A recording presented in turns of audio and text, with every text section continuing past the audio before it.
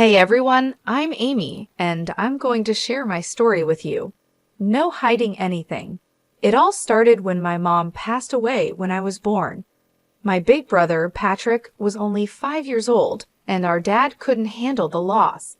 He turned to drinking, which really hurt him. By the time I was 3, he was gone too. I don't remember any of this, but Patrick told me everything. Thankfully, our grandma stepped in to take care of us.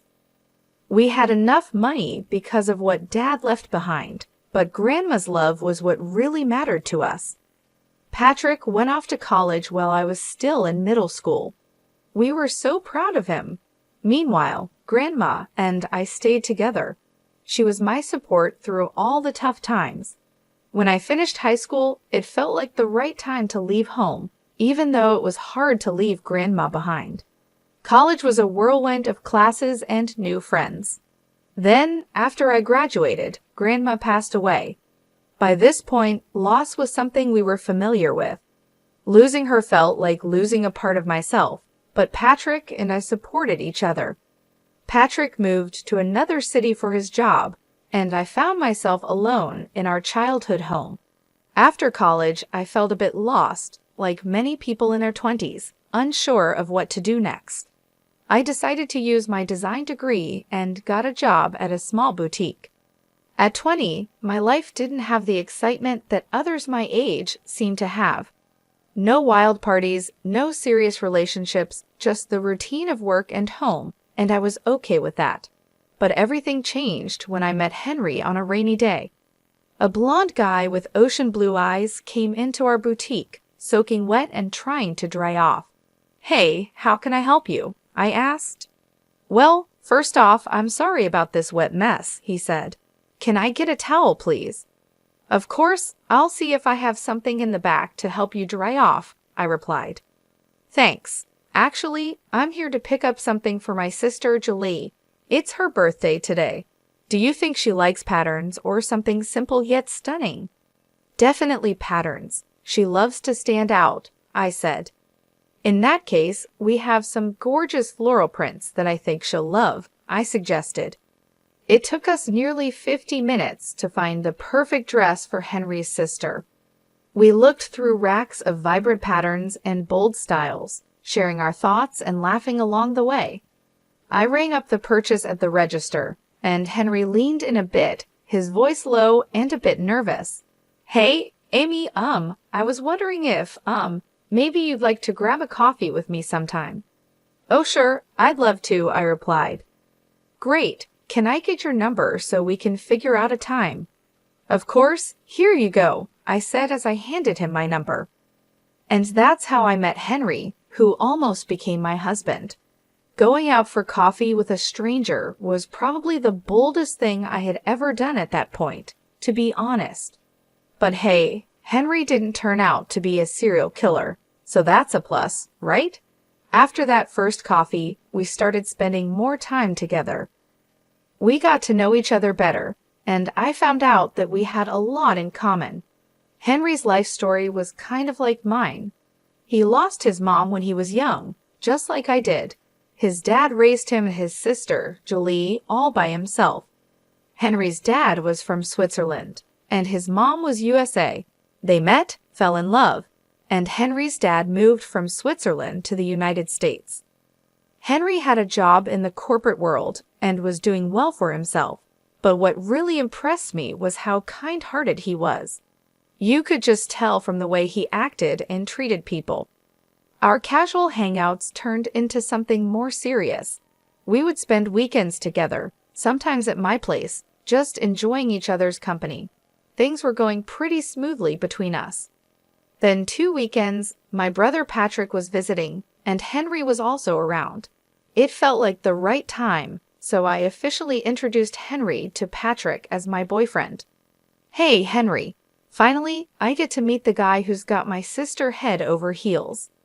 "Nice to finally put a face to the name, Patrick. How's life treating you?" Henry replied. "Pretty good, man. Running my own little business keeps me busy. It feels like raising a baby sometimes, you know? I'd love to talk more about it, but it's good to know you're here keeping my baby sister company," Patrick said. "Oh, come on, Patrick. I'm not a baby anymore. I'm 21, I said, rolling my eyes. All right. This house is really something. Thanks. Dad built it, but we didn't stay here much. We moved in with Grandma when we were kids." "Amy filled you in?" Patrick asked. Henry nodded, and we all laughed, feeling the warmth of family and the start of something new. "I bet she did. Sorry about your loss, man." "Thanks, no worries. So, Amy said you're working hard down at the office on the 25th floor?" "Yeah, just a regular desk job. Nothing exciting." "Hey, every job has its value. Let's raise a glass to that." "Absolutely. Here's to hard work paying off. Cheers." Henry and Patrick got along really well, and seeing them bond made me really happy. Eventually, I asked Henry to move in with me. He was practically living with me already, so it just made sense. He officially moved out of his rented apartment and became my roommate. Henry was the sweetest guy. He did all sorts of little things to make our home feel cozy and special. For example, he would surprise me with breakfast in bed on lazy Sunday mornings, making my favorite pancakes with extra syrup just the way I liked them. He also left little love notes around the house for me to find. Sometimes I'd come home from work and find a cute message tucked into my bag or stuck to the fridge. It always made me smile and feel so loved. It wasn't just the big gestures that made Henry special, it was the little things too. He would always hold my hand when we were out walking or give me a warm hug when I was feeling down. He was always there for me, through the good times and the bad, and I couldn't imagine my life without him. We had been together for 3 years. Time sure flies by. Then the day came when I finally got to meet Julie face to face. She had flown in from Switzerland and was planning to stay here for a while. We had spoken on the phone before, but she didn't seem very friendly during those calls. But hey, phone conversations can be awkward. She wanted to meet Henry, so I made sure to be prepared. Henry assured me that Julie was much nicer in person and told me not to worry. When Julie arrived, I tried to stay calm and greeted her with a friendly smile. She started speaking to Henry in Romansh, and I must have looked completely lost. Henry noticed and said, "Julie, remember Amy's here too. She doesn't speak any Romansh." "Oh my gosh, I'm so sorry, Amy. It's nice to finally meet you in person," Julie said, smiling. "I was just telling Henry how it took me a long time to find your house. It's beautiful, though." "No problem at all, Julie. I'm sorry I couldn't understand you earlier." "It's okay. So, Henry, you and Amy, huh? This is the longest relationship my brother has ever been in. You must be really special." "Well, what can I say? She really is." That night, with Julie and Henry chatting away in Romansh, I felt completely out of place. It was like I didn't belong. That's when I decided I needed to learn Romansh to fit in better with Henry's family. I secretly started taking lessons online whenever I could, even though running the boutique kept me pretty busy. Meanwhile, Henry had a big surprise planned. He was going to propose after we had been together for more than 3 years. He felt it was time. So he took me to the beach one day where he had also invited Julie, Patrick, and a few other close friends. He even asked Patrick for his blessing and promised to take care of me forever. It was a really special moment that made me so happy. After I said yes to the proposal, we jumped right into planning our wedding. We decided to get married in just 2 months. Some people might think it's a bit soon, but we both wanted a winter wedding, so we went for it. Planning the wedding was both exciting and overwhelming. From picking the perfect venue to figuring out the guest list and all the little details in between, there was a lot to think about. But with Henry's help, I finally did it. Learning Romansh was a bit tricky. I had tried a bit of Italian in high school, but Romansh felt like a whole new challenge. Still, I was starting to get the hang of it, even though I knew I had a long way to go. I kept my Romansh lessons a secret from everyone except Patrick. "So, my little sis is finally getting married, huh?" Patrick said. Yep, she sure is, I replied. I wish Mom and Dad were here to see this day. They would have been so proud of you and the choices you've made. Yeah, I know they would have been, but I'm grateful you're still here, Patrick. I couldn't have done this without you. Hey, Amy, remember when I used to beat you at basketball? Oh yeah, how could I forget? I laughed. Well, look at us now. You're winning in the game of love. Just a couple more weeks, huh? Oh, by the way, how's the romance coming along? Actually, not too bad, I said with a smile. I haven't told Henry yet. I'm planning to surprise him with a speech in romance at the wedding. Look at you, going all out for love, Patrick teased. You know me, I replied with a grin. But seriously, Henry's a great guy. We've had a few talks, and I'm confident he'll take good care of you. Hey, why are you getting close to my husband behind my back? I joked. All right, I'm hanging up now. Goodbye, Patrick laughed. Fast forward to 4 days before the wedding, and I was buried in chaos, doing last-minute checks to make sure everything was perfect. Henry was right there with me, helping out. Suddenly, the doorbell rang. Henry said he'd get it and left for a moment. He came back with Julie. Hey, Julie, I didn't expect to see you here, I said, surprised. I'm here for Henry, Julie replied. Why, honey, it's 4 days before the wedding. Our dad is flying in tonight, and you know the groom can't be with the bride the night before the wedding, right? Oh, right. I almost forgot about that, Henry said, a bit flustered. I'll go pack my bag while you and Amy have some coffee. Sure thing, Julie said, smiling. Henry ran upstairs while I made coffee for Julie and me. So, Amy, I just wanted to say I'm sorry if I've seemed cold or distant. Honestly, I'm really happy you're joining our family now, Julie said. Oh no, Julie, you haven't been cold. Don't worry about it, I replied. Come on, don't be too polite. I know I can be a bit intense sometimes. It's just that I'm really protective of my brother, Julie admitted. I completely understand.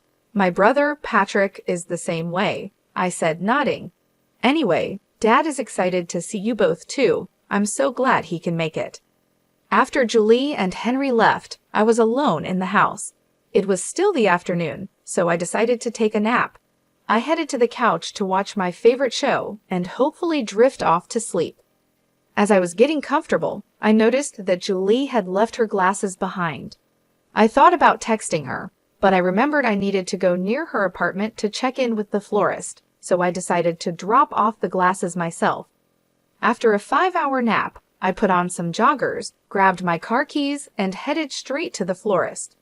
I checked on the beautiful flower decorations and admired the wonderful work the florist was doing. I made my way to Julie's apartment and rang the doorbell, but it didn't work, probably because it was broken. So I tried opening the door, and it swung open easily. To my surprise, Julie and Henry were not there. Instead, I heard voices speaking Romansh coming from the balcony. By now, I had become pretty good at understanding Romansh, so I listened in on their conversation. Their accents were strong, but I managed to understand most of what they were saying. Here's what I could make out from their conversation. Finally, we have her right where we want her. The fish is in the net. Calling her a fish? That's harsh, Julie. And using her while her brother is supposedly dying is just wrong. Well, it's not certain if her brother is really dying. And even if he is, do you think all that inheritance is too much for a simple girl like Amy? She has her dad's house, her grandma's house, and her brother's business. She's not capable of running a business with half a brain. That's where I come in. You know, I always wondered why you liked her. She's just a sad, lonely orphan with a boring life. But now I see your plan. We could do great things with all that money. And remember, divorce is always an option. I had doubts about the situation, but when her brother called me to talk about his kidney issues, I became more convinced than ever. You're quite the cunning one, aren't you? Listen, Julie, this money could be a game changer for us. Our dead-end corporate jobs won't get us anywhere, but this inheritance could be our ticket to something big. I promise I'll support you if things work out the way I hope. Well, I'm not complaining anymore, Julie replied. Suddenly, Julie turned and walked into the room, her face changing to one of surprise when she saw me. Oh my goodness, what are you doing here, Amy? We didn't expect to see you. Henry, come inside. Amy's here to see you, she said, trying to sound cheerful. Henry walked in and shared a quick look with Julie before starting his act. Amy, how long have you been here? He asked, trying to sound casual. I just got here, but I really need to go. I just came to drop off your glasses. Julie, I said, feeling my heart racing. I handed Julie her glasses, but she could feel my hand shaking. She looked at me with concern. Hey, why do you look so pale? Is everything okay? You seem like you're about to cry, she asked. Well, the florist messed up one of the arrangements, and I think I should go back and make sure it's being fixed properly, I said, trying to find an excuse. Oh, do you want me to come with you? She offered. No, your dad's coming tonight. You should stay home and help your sister Julie with dinner or something. Are you sure? Yeah, I'm sure. Okay, bye. Drive safe, Henry said. Leaving Julie's apartment building, my eyes were filled with tears. I didn't try to hide them as I walked past curious strangers on the street. All I could think about was what I had just overheard. The words kept echoing in my mind. How could Henry, the man I loved, talk about me in such a cruel way? And my brother's health, what about that? It was too much to handle. When I reached my car, the tears flowed freely. Sitting in the driver's seat, I buried my face in my hands, unable to stop crying. Even though I had a strong urge to confront Henry and Julie right then and there, I knew there was something I needed to do first. See Patrick. I was really worried about him, so I drove back home, hoping to find him there. Patrick was supposed to stay with me for the wedding, and I waited anxiously for him. After what felt like forever, Patrick finally arrived. When he saw me on the couch, crying with swollen eyes, he rushed over, clearly concerned. Hey there, Amy, what's going on? You seem upset. Did something happen, or is it just cold feet before your big day? He asked, trying to lighten the mood. Patrick, enough with the jokes. I need to ask you something, and I need you to be honest with me. Are you sick? I asked, my voice trembling. Amy, don't worry about me. Your wedding is just around the corner, and you should be focusing on that, Patrick replied, trying to brush it off. Patrick, please, I need to know if you're okay, I insisted. Well, yeah, I've been dealing with some health issues lately, he finally admitted. What kind of health issues, Patrick? I asked, my heart sinking. It's my kidney. The doctors say it's in bad shape, he said, looking down. Oh no, Patrick. Is there anything they can do to fix it? I asked, feeling a wave of fear wash over me. He looked at me and said, They're saying I might need a kidney transplant in the future, but don't worry, they're working on it. But the chances of finding a donor aren't great, right? This is serious, Patrick, I said, feeling the weight of the situation. I know, Amy. It's a tough situation, but I believe things will work out somehow, Patrick said with a hopeful tone. Why didn't you tell me about this before, Patrick? I'm your sister. I should know. I want to help you, I insisted. No, I can't ask that of you. This is why I kept it from you. I didn't want to worry you, especially with your wedding coming up. Besides, I was hoping things would get better on their own. Who told you about this anyway? Was it Henry? But you should have told me. We're supposed to be there for each other through everything, I said, feeling hurt. I overheard Henry talking to his sister. I wanted to talk to Henry about it to make sure he would take care of you if anything happened to me. So I did. He promised to keep it away from you, though. I'm sorry you found out like that, Amy. I should have been the one to tell you. Can we please pretend we never had this conversation and deal with it after your wedding? He asked. Sure, I'll put it on hold until then, I agreed, trying to stay calm. How about we order some takeout?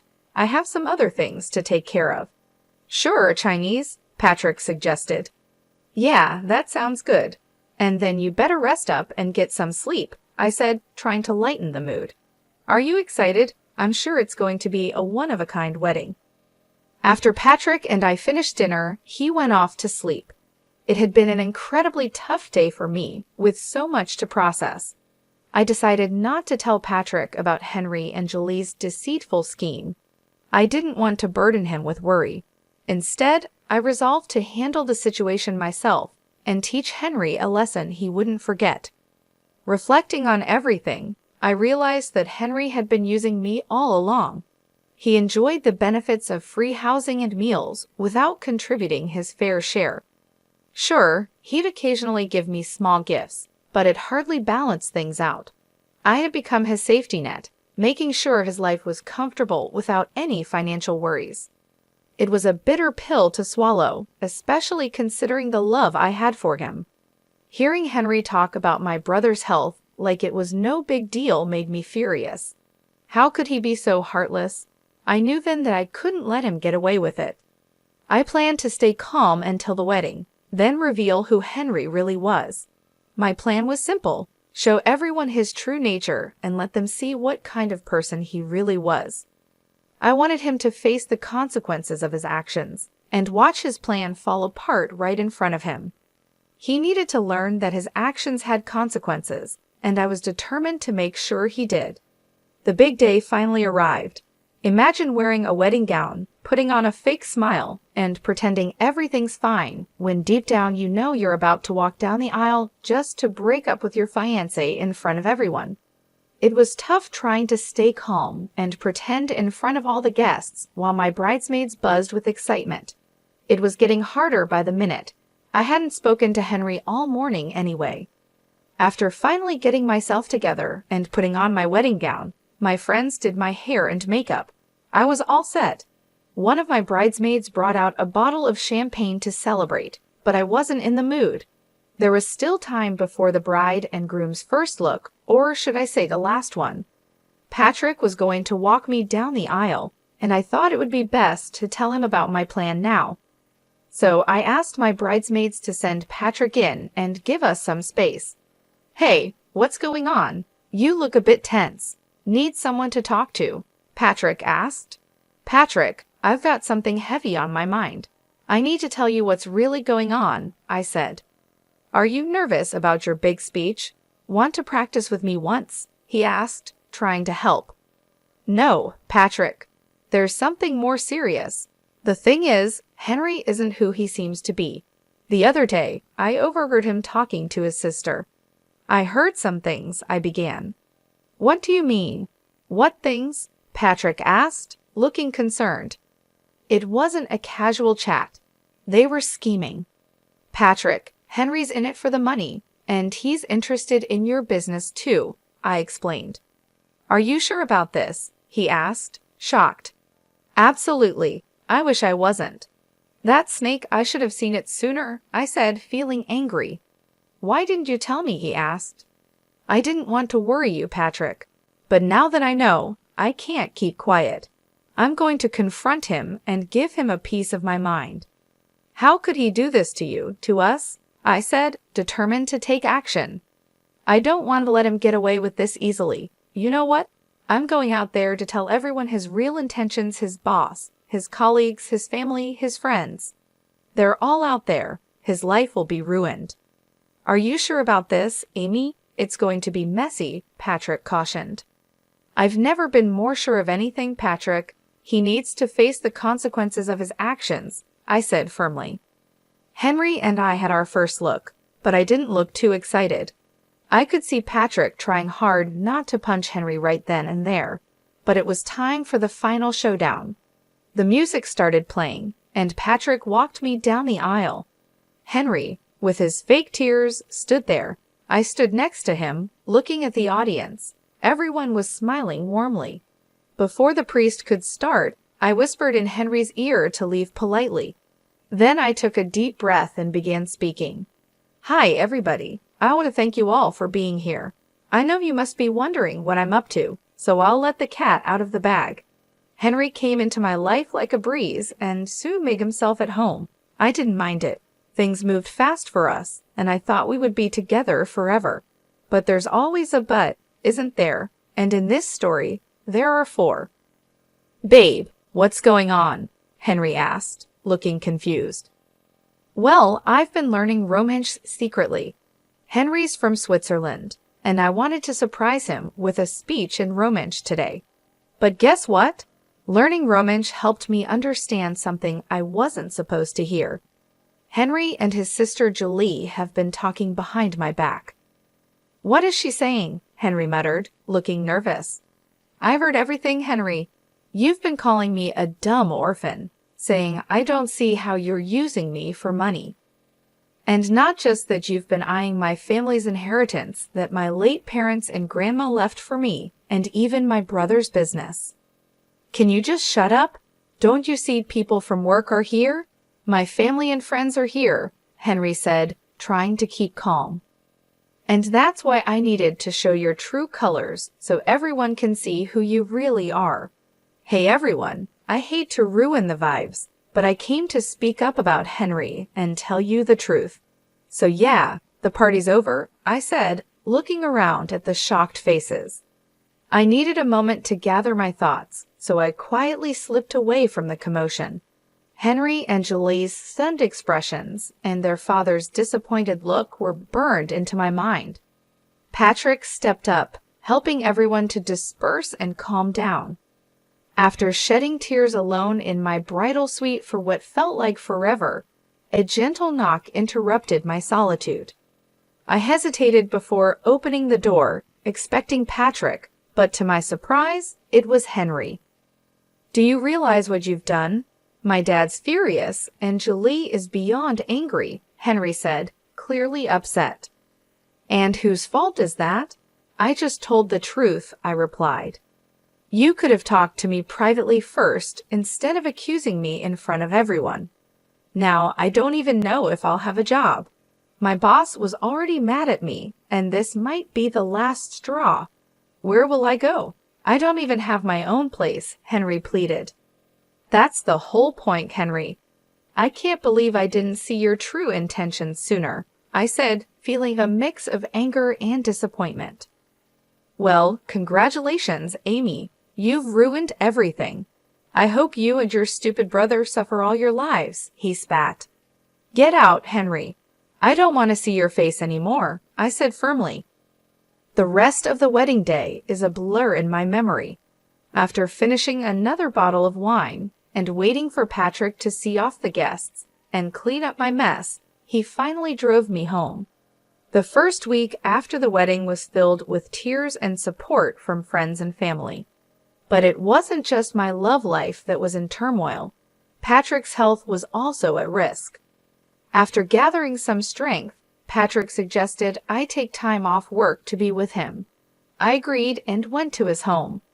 There, we met with his doctors to see if I could be a kidney donor for him. Unfortunately, I wasn't a match. Despite the heartbreak, I knew I had to be strong, especially for Patrick. He had always been there for me, and now it was my turn to support him through this tough time. It wasn't easy, but I did my best to stay composed and hopeful for the challenges ahead.